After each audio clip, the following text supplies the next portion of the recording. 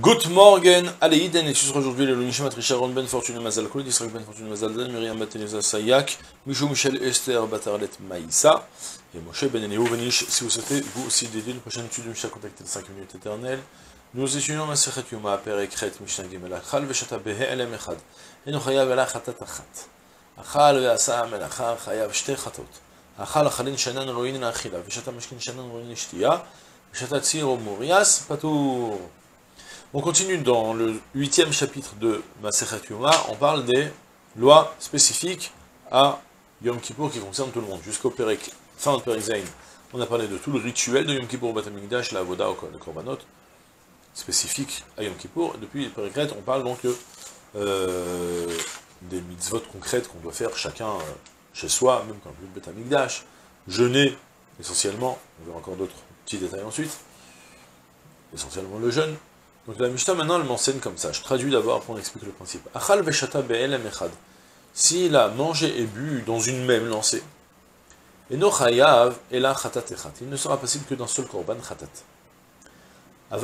Achal ve'asa melacha, par contre, s'il a mangé et fait un travail, réalisé un travail interdit à Yom Kippour, chayav shte chatot, il sera possible d'apporter 2 korban chatat.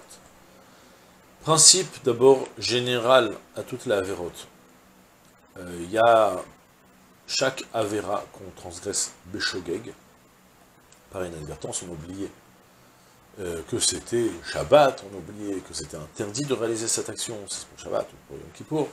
Alors, une fois qu'on réalise l'erreur, on doit apporter un korban khatat. Maintenant, lorsqu'on doit apporter un korban khatat, on apporte un korban khatat sur toute la avérote qu'on a fait de même type, dans le même oubli, dans la même lancée. Soit je me suis levé le matin, j'ai oublié Shabbat, j'ai oublié que c'était Shabbat. J'ai commencé à faire cuire des œufs, cuire des pâtes, cuire de la viande, cuire ce que vous voulez. Tant que j'ai fait cuire, eh bien, c'est la même action, même si tu as fait en 4 casseroles différentes, tu seras passé d'un seul korban khatat. D'accord? Parce que c'est la même avéra dans un seul oubli. Par contre, puisqu'on va rester sur l'exemple de Shabbat, si je me souviens que c'est encore Shabbat, mais je ne savais pas que c'était interdit de faire cuire, et je ne savais pas aussi que c'est aussi interdit de trier. Imaginez qu'après j'ai trié avec une passoire, peu importe, eh bien, j'ai oublié que c'était interdit, j'ai transgressé, j'ai fait ces deux actions-là. Alors là, je suis passible d'un korban khatat sur chacune des actions. C'est une loi spécifique à Shabbat, que Khataot Mechalkot, ça s'appelle. À Yom Kippour, maintenant, on y arrive. Alors, on va voir que si j'ai mangé et bu, à Yom Kippour, apparemment, j'ai fait 2 actions distinctes. J'ai mangé et j'ai bu. En théorie, je devais peut-être être à de 2 korban khatat. Et malgré tout, je ne suis passible que d'un seul korban khatat. Pour quelle raison? Parce que manger et boire à Kippour, c'est pas considéré comme 2 actions, mais comme une seule action. En fait, la Torah a exprimé le devoir de ne pas manger, de ne pas boire, en disant Te'anu et nafshotechem. Vous vous mortifierez en jeûnant. Quand je dis tu jeûnes, jeûner, ça implique ne pas manger et ne pas boire. Si tu manges et tu bois, tu transgresses le même interdit exactement avec la même action. C'est comme si je te dis manger, jeûner, ça veut dire ne pas manger des cornflakes, ne pas manger de la viande, ne pas manger du riz. Et tu as mangé de la viande et des cornflakes, c'est combien d'interdits? Un seul interdit, que tu n'as pas jeûné. Et bien, même principe avec manger et boire, c'est le même, c'est exprimé par le même interdit dans la Torah, donc on est possible d'en sortir le korban khatat si on fait les deux dans la même lancée. À la différence de Achal ve'asa melacha, celui qui a mangé et qui a bu, et qui a fait un travail, il a réalisé un travail interdit à Yom Kippour, donc on n'a pas le droit de travailler, bien sûr, comme à Shabbat, pas comme Yom Tov, on n'a même pas le droit de faire cuire à Yom Kippour, même si pour ce qu'on veut consommer. Eh bien, là je serai chayav de 2 khatot, parce que cette fois-ci, c'est exprimé 2 fois dans la Torah, que le patron ne rapporte pas dommage. La Torah elle me dit, vous ne ferez pas Te'anu et nafshotechem, vous ne mangerez pas, vous mortifierez, enfin, d'accord, vous jeûnerez donc. Et la Torah aussi, elle nous dit à part ça, que Mikra Kodesh, c'est un jour Kadosh, Lota se kol melacha, Lota se bo melacha, kol melchet avoda lota asu. Précisément.